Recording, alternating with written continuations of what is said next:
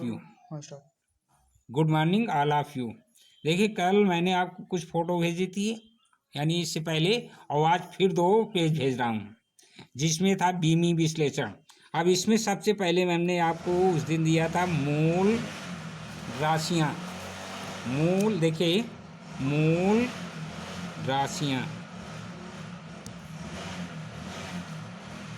ये था। वे भौतिक राशियाँ जो पूर्णतया स्वतंत्र होती हैं मूल राशियाँ कहलाती हैं, और इन मूल राशियों के मात्रकों को मूल मात्रक कहते हैं, जो निम्न देखिए 7 प्रकार के हैं। जिसमें था पहला था द्रव्यमान, लंबाई, समय,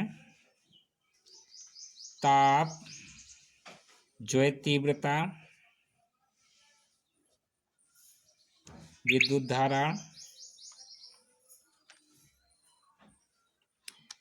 और पदार्थ की मात्रा। ये 7 मूल राशियां हैं। जैसे 1 2 3 4 5 6 7। अब इन मूल राशियों को मूल मात्रक क्या है? जैसे द्रव्यमान का मात्रक है किलोग्राम,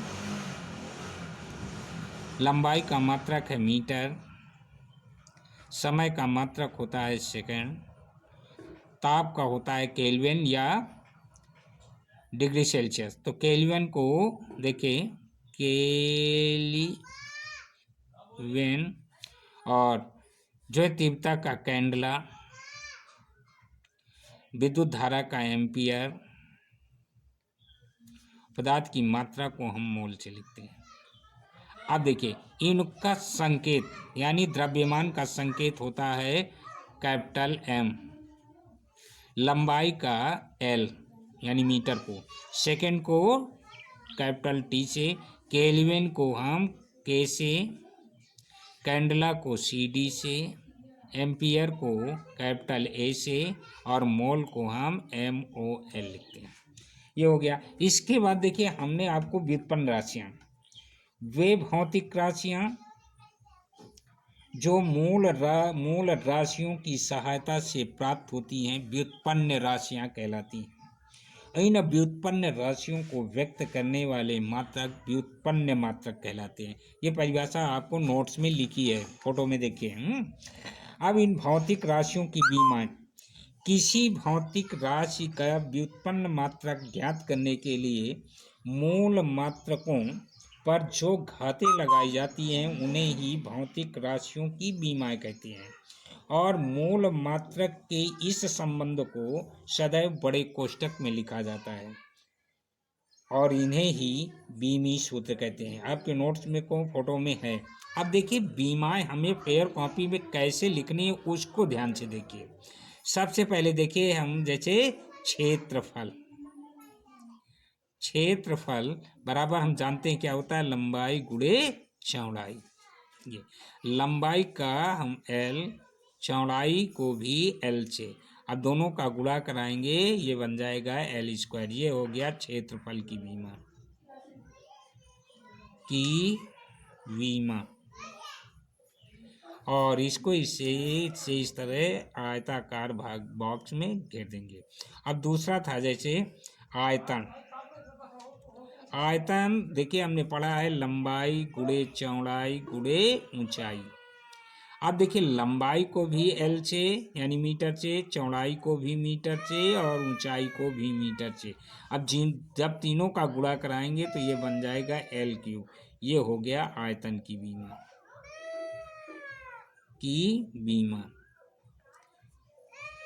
अब जैसे आते हैं हम, हो गया घनत्व। घनत्व देखिए हमने पढ़ा है द्रव्यमान बटे आयतन। अब द्रव्यमान को हम m से, आयतन को अभी देखिए हमने आयतन बीमा निकाली है, पूरी बीमा रखेंगे कितना हो जाएगा एल क्यूब। अब देखिए अब इसके बाद बराबर का चिन्ह, बराबर के नीचे m तो आपका वैसे रहा, l को देखिए अब l को ऊपर ले जाएंगे तो ये बन जाएगा हमारा l-3। ये हो गई देखिए हमारे आयतन की विमा। की बीमा, इसको ये हो गया, वो सारी यहाँ घनत्व की बीमा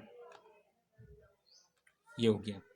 अब इसके बाद जैसे चाल या वेग, ये होता है देखिए दूरी बटे समय। अब देखिए बराबर का चिन्ह, दूरी को यानी मीटर से नापेंगे एल हो गया, समय को काय से नापते हैं यानी बीमा हो गई हमारी टी। अब टी को ऊपर ले जाएंगे तो एल टी माइनस 1 बना, ये हो गई चाल या वेग की बीमा। ये इसको भी बिल्कुल सफाई के साथ आप लोग लिखेंगे, ठीक। इसी प्रकार बहुत सारे हैं हमारे, देखिए जैसे अब आता है त्वरण। त्वरण होता है वेग परिवर्तन बटे समय अंतराल।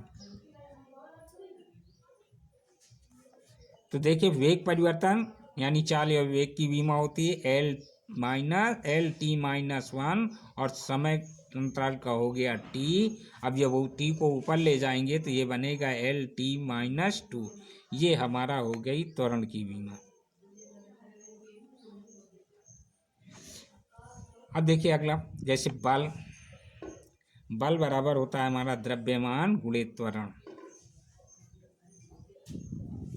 अब देखिए द्रव्यमान को हम m से डिनोट करते हैं और त्वरण की बीमा अभी अभी निकाली, इसको वैसे रख देंगे। देखिए कितना एल टी माइनस 2, तो ये बन गया हमारा एम एल टी माइनस 2। ये देखिए हो गई हमारे बल की बीमा, बल की बीमा। इस तरह आप जो है जितनी 43 बीमाएं मैंने आपको फोटो में भेजी हैं उनको सेम टू सेम वैसे नहीं उतारना का फेयर कॉपी में, जैसा मैं आपको ये बता रहा हूँ ठीक इसी तरह आप प्रत्येक बीमा को लिखेंगे। यानी पहले उस बीमा का हिंदी में सूत्र लिखेंगे, सूत्र लिखने के बाद उनकी बीमाएं रखेंगे, बीमाओं को हल करने के बाद लास्ट में इस तरह आप जब आ जाएंगे तो इसको आयत में बंद कर देंगे। इस तरह करेंगे तो काफ़ी देखने में सुंदर लगेगी आपकी और इसके साथ साथ आप लोगों का पढ़ाई में मन भी लगेगा। तो आशा करता हूँ कल तक आप ये 43 बीमाएं इसी तरह फेयर कॉपी में नोट कर लेंगे और इन्हें बार बार लिख करके अभ्यास करेंगे, याद करने का प्रयास करिए। Thank you.